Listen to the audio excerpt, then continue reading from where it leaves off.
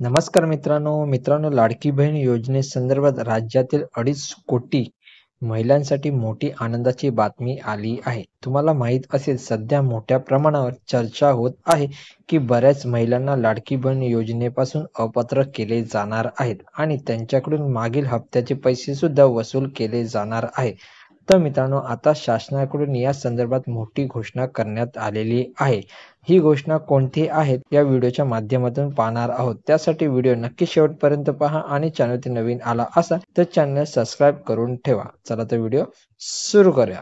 तर मित्रांनो, काल जिल्हाधिकारी यांनी दिलेल्या माहितीनुसार मुख्यमंत्री माझी लाडकी बहीण योजनेच्या कोणत्याही लाभार्थ्याची चौकशी अथवा पडताळणी करण्याचे निर्देश शासनाने दिलेले नाहीये.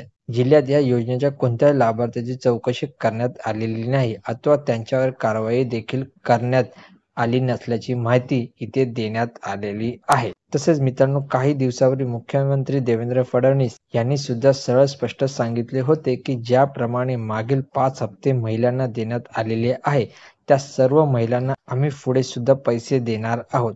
महिलांवर आम्ही अन्याय होऊ देणार नाही. तसेच सध्या तरी योजनेच्या कोणत्याही निकषात बदल किंवा नवीन निकष लागू करण्यात आलेला नाही. अशा प्रकारे मित्रांनो, सर्व लाडक्या बहिणींसाठी ही छोटीशी परंतु मोठी दिलासादायक अशी अपडेट आलेली आहे. धन्यवाद मित्रांनो.